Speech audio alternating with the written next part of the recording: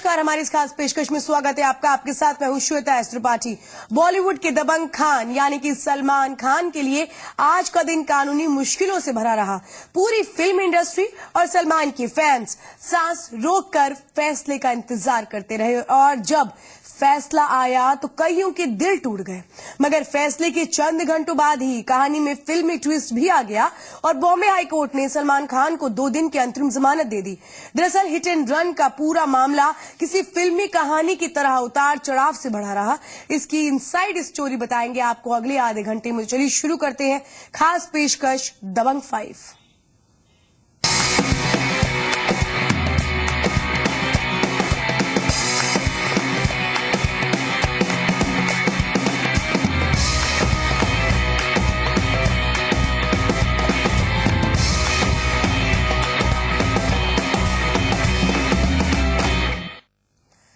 तो 13 साल में मिली सजा और महज 3 घंटे में मिल गई जमानत। जी हां, मशहूर अभिनेता सलमान खान आज हिट एंड रन केस में सेशंस कोर्ट से दोषी ठहराए गए। 5 साल की सजा सुनाई गई, मगर महज 3 घंटे में सलमान खान को बॉम्बे हाई कोर्ट से 2 दिन की अंतरिम जमानत भी मिल गई।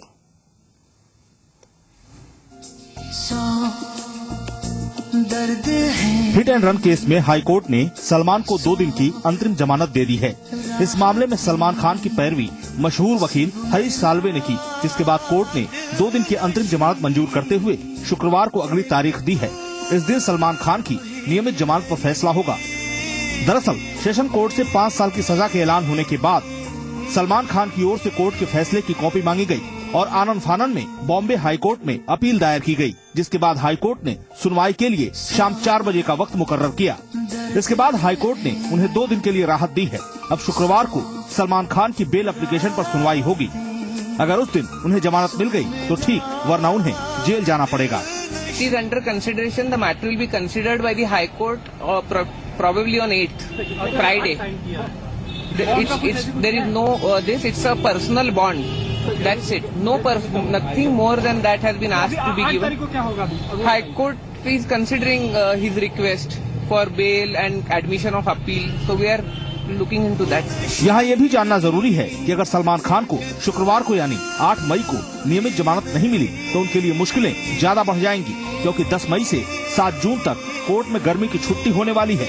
लिहाजा उन्हें जेल जाना ही पड़ेगा। अगर ऐसा हुआ तो 2 फिल्मों की रिलीज टलने भी तय है। ये फिल्में हैं बजरंगी भाईजान और प्रेम रतन धन पायो, जो क्रमशः ईद और दीपावली के मौके पर रिलीज होनी है। जाहिर है अगर ऐसा हुआ तो पहले से मंदी से जूझ रहे बॉलीवुड के लिए ये एक बड़ा झटका होगा। बॉलीवुड को काफी ब्लोज मिल चुके हैं। संजय दत्त का केस है हमारे सामने, लेकिन बॉलीवुड में क्षमता है ब्लोज को सहने की।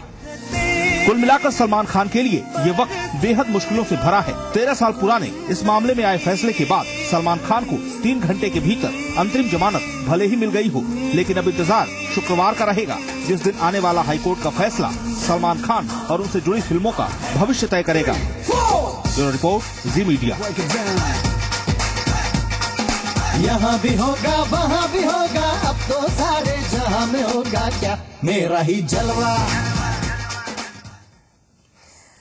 तो बॉलीवुड के दबंग खान कहे जाने वाले सलमान खान को बॉम्बे हाई कोर्ट ने राहत देते हुए 2 दिन की अंतरिम जमानत दे दी है, लेकिन इसके पहले सेशंस कोर्ट ने सलमान खान को 5 साल की कैद और 25,000 रुपए जुर्माने की सजा सुनाई थी, जिसके बाद पूरा बॉलीवुड स्तब्ध रह गया।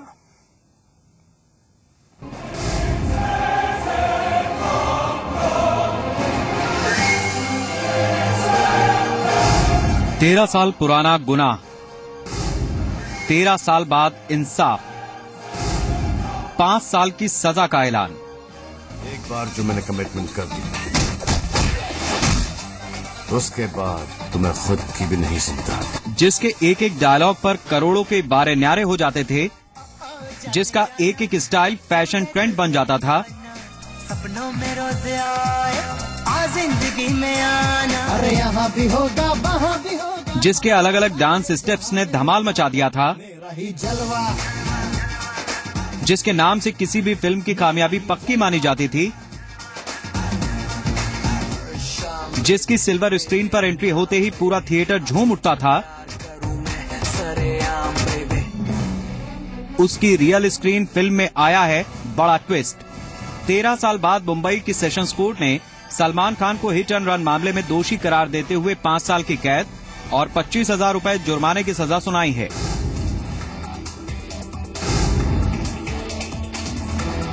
तेरह साल पुराने हिट एंड रन मामले में अदालत के फैसले का दिन पहले से ही मुकर्रर था, सो सलमान खान के घर एक दिन पहले से ही दोस्तों और शुभचिंतकों का आना जाना शुरू हो गया।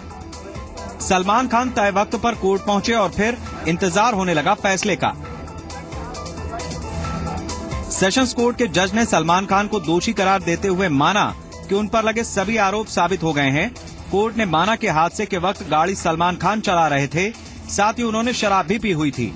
इसके अलावा उनके पास लाइसेंस भी नहीं था।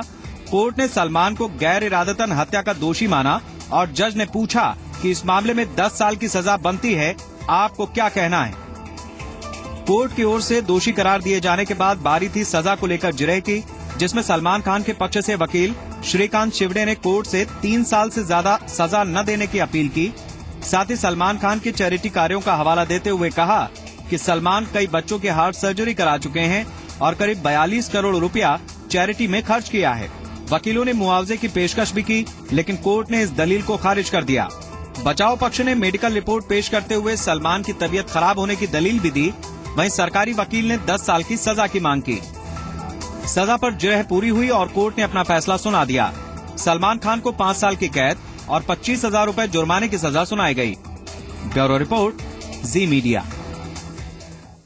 तो 2 दिन की अंतरिम जमानत मिल चुकी है सलमान खान को बॉम्बे हाई कोर्ट की तरफ से और इस वक्त आपको बता दें सलमान खान अपने घर पर पहुंच चुके हैं। घर पर पहुंचने के साथ ही उनकी गाड़ी को प्रशंसकों ने घेर लिया। हर कोई उनकी एक झलक पाने को बेकरार दिखा, क्योंकि सुबह से जिस तरीके से तमाम चीजें देखने को मिल रही थी, कहीं ना कहीं फैसले के बाद, सजा के बाद फैंस में मायूसी जरूर थी, लेकिन इस वक्त अपने घर पहुंच चुके हैं सलमान खान। बहरहाल सलमान खान से जुड़े हिट एंड रन मामले में सेशंस कोर्ट का फैसला आ गया है।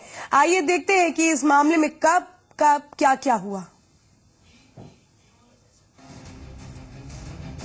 28 सितंबर 2002 को सलमान खान की सफेद कलर की टोयोटा लैंड क्रूजर गाड़ी ने बांद्रा में हिल रोड पर अमेरिकन एक्सप्रेस बेकरी में टक्कर मारी। हादसे में एक शख्स की मौत हो गई, जबकि 4 अन्य घायल हो गए। 28 सितंबर को ही जेजे अस्पताल में सलमान खान के खून का नमूना लिया गया। सलमान गिरफ्तार हुए, लेकिन उन्हें जमानत मिल गई। अक्टूबर 2002 सलमान खान के खिलाफ मोटर व्हीकल एक्ट 1988 और बॉम्बे प्रोहिबिशन एक्ट 1949 के तहत मामला दर्ज किया गया। अक्टूबर 2002 मुंबई पुलिस ने आईपीसी की धारा 304 की उपधारा 2 लगाई, जिसके तहत गैर इरादतन हत्या के लिए 10 साल जेल की सजा का प्रावधान है। 7 अक्टूबर 2002 सलमान ने बांद्रा पुलिस के समक्ष आत्मसमर्पण किया और गिरफ्तार किए गए। 21 अक्टूबर 2002 मुंबई पुलिस ने बांद्रा मैजिस्ट्रेट की अदालत में आरोप पत्र दाखिल किया। 24 अक्टूबर 2002 सलमान को जमानत मिली। मार्च 2003 सलमान खान ने मुंबई सेशन कोर्ट में आईपीसी की धारा 304 के उपधारा 2 के आवेदन को चुनौती दी। मई 2003 सेशन कोर्ट ने याचिका को खारिज कर दिया। मैजिस्ट्रेट कोर्ट को आरोप तय करने को कहा, जिसके बाद मामला बॉम्बे हाई कोर्ट से होते हुए सुप्रीम कोर्ट तक गया। सुप्रीम कोर्ट ने इस मामले में मैजिस्ट्रेट कोर्ट को फैसला लेने का अधिकार दिया। अक्टूबर 2006 सलमान खान के खिलाफ मैजिस्ट्रेट ने आरोप तय किए। 3 अक्टूबर 2007 पहली प्राथमिकी दर्ज कराने वाले पुलिस अंगरक्षक रविंद्र पाटिल की टीबी से मौत हो गई। अक्टूबर 2011 सलमान खान पर कठोर धाराएं लगाए जाने की अभियोजन पक्ष ने मांग की। 23 दिसंबर 2013 17 गवाहों की गवाही के बाद अतिरिक्त मुख्य मेट्रोपॉलिटन मैजिस्ट्रेट वीवीएस पाटिल ने अभिनेता पर गैर इरादतन हत्या का आरोप तय किया और मामले को सुनवाई के लिए सेशन जज के पास भेज दिया। 24 जून 2013 मैजिस्ट्रेट के आदेश के खिलाफ सलमान की याचिका को खारिज कर दिया और कहा कि गैर इरादतन हत्या का आरोप लागू है। 27 अप्रैल 2014 सेशन कोर्ट में नई सिरे से मुकदमा शुरू हुआ। सेशन कोर्ट ने सलमान के खिलाफ आरोप तय किए। इस बीच बांद्रा थाने से फाइलें गायब होने का मामला सामने आया। बाद में फाइलें मिल गईं। 25 मार्च को अभियोजन की ओर से गवाही खत्म हो गई, जिसके बाद 27 मार्च को सलमान का बयान दर्ज हुआ। इसी बीच 31 मार्च को ड्राइवर अशोक सिंह को बचाव पक्ष ने पेश किया, जिसके बाद जिरह चली। 21 अप्रैल को कोर्ट ने कहा कि वह 6 मई को फैसला सुनाएगी। ब्यूरो रिपोर्ट, जी मीडिया। तो इस वक्त सलमान खान अपने घर पहुंच चुके हैं, जहां पर कई बॉलीवुड हस्तियां भी उनके घर पर मौजूद हैं। देखिए सीधी तस्वीरें इस वक्त आप देख रहे हैं, सलमान खान जो अपने घर पहुंच चुके हैं। तो बॉलीवुड में सलमान के नाम सबसे ज्यादा कंट्रोवर्सीज है, रियल लाइफ से लेकर रियल लाइफ तक। सलमान है कंट्रोवर्सी किंग। कभी लव को लेकर, तो कभी करियर को लेकर, कभी बायकॉट को लेकर, या फिर कभी हिट शोज को लेकर, उनको छोड़ने को लेकर सलमान ने तमाम कंट्रोवर्सीज अपने नाम कर रखी हैं। कौन कौन सी कंट्रोवर्सीज हैं ये कहें जिससे सलमान सुर्खियों में रहे, और इन कंट्रोवर्सीज ने कई सवाल भी सलमान पर उठा दिए। इस रिपोर्ट में देखते हैं। कभी गर्लफ्रेंड्स, कभी केस, कभी शादी, कभी पापराजी, कई किरदार, एक नाम, कंट्रोवर्शियल सलमान खान। एक बार जो मैंने कमिटमेंट कर दी, उसके बाद तो मैं खुद की भी नहीं सुनता। अपने करियर में कई हिट्स और फ्लॉप्स देने वाले सलमान की रियल लाइफ काफी कंट्रोवर्शियल रही है। शायद इसीलिए इन्हें कंट्रोवर्शियल किंग कहा जाता है। बॉलीवुड में सलमान जितने अपनी फिल्म्स को लेकर फेमस हुए हैं, उतने ही अपनी कंट्रोवर्सीज को लेकर लाइमलाइट में आए हैं। गोली तो छोड़िए, हम किसी को गाली तक नहीं बकते। बी टाउन का ये बॉडीगार्ड कभी किसी के नाम बदनाम हुआ, तो कभी दबंगई से, पापराजी से दूर हुआ। लेकिन बैड बॉय की इस इमेज वाले सलमान को फिर भी लोगों से खूब प्यार मिला। हजारों नहीं, लाखों नहीं, बल्कि करोड़ों दिलों में खामोशी से एंट्री लेने वाला बॉडीगार्ड हमेशा इंडस्ट्री के लिए वांटेड रहा। लेकिन जितना प्यार सलमान को रियल लाइफ में मिला, उतना ही रियल लाइफ में भी क्रिटिसाइज किया गया।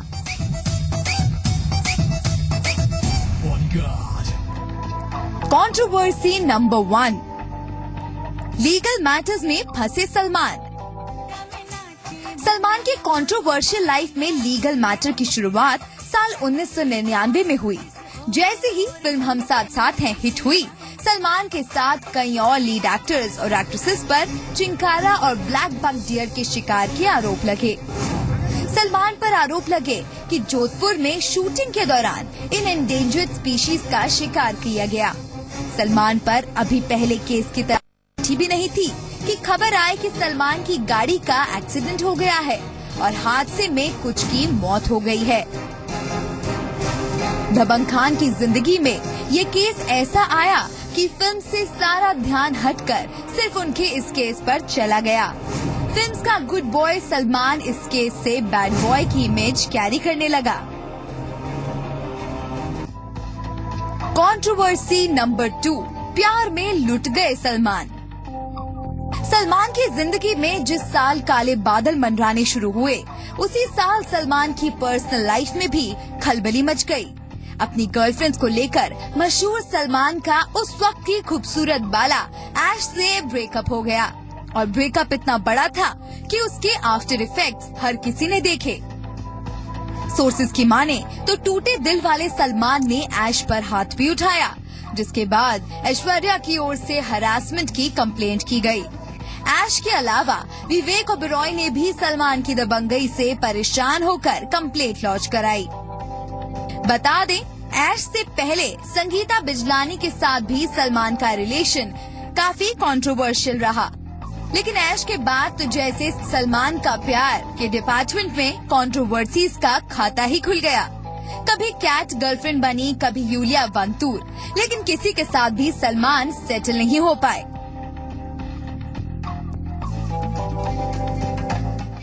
कंट्रोवर्सी नंबर 3, बेफिक्र दबंग खान। एक प्रमोशनल इवेंट के दौरान फोटोग्राफर्स के साथ हुई लड़ाई से सलमान फिर न्यूज में आए। हमेशा अपने बेफिक्र और दबंग एटीट्यूड कैरी करने वाले सलमान को पापराजी ने उनके रूड बिहेवियर के चलते बैन कर दिया। खबरों की माने तो एक फोटोग्राफर को पर्टिकुलर पोज में पिक्चर लेने से मना करने वाले सलमान की बहस इतनी बढ़ गई कि उन्होंने मीडिया की भी परवाह नहीं की। हालांकि काफी वक्त बाद सलमान के गुस्से को दरकिनार करते हुए ये बैन हटाया गया। कंट्रोवर्सी नंबर 4, करण अर्जुन में दरार। एक साथ हिट फिल्म देने वाले सलमान और किंग खान में कैटरीना के बर्थडे पार्टी में ऐसी लड़ाई हुई कि दोनों में कभी ना भरने वाली दरार आ गई। खबरों की माने तो शाहरुख ने सलमान के साथ मजाक किया, लेकिन सलमान को मजाक पसंद नहीं आया और दोनों में कोल्ड वॉर छिड़ गई। हालांकि सलमान की बहन अर्पिता की शादी में दोनों फिर नजदीक आते दिखाई दिए। Controversy number 5, big boss Salman. Most talked about show में तब हलचल मच गई जब सलमान ने शो छोड़ने का ऐलान किया। वजहों पर कई स्पेकुलेशंस किए गए, लेकिन दबंग खान ने शो को अलविदा कह ही दिया। रियल लाइफ में गुड बॉय की इमेज वाले सलमान ने रियल लाइफ में काफी कंट्रोवर्सीज का सामना किया। शायद इसीलिए उन्हें कंट्रोवर्सी खान भी कहा जाता है। अक्षता मेहता, सी मीडिया। तो इस वक्त सलमान खान अपने घर पहुंच चुके हैं। अब देखना यह है कि 2 दिन बाद कोर्ट का क्या कुछ इस पूरे मामले पर रुख रहता है।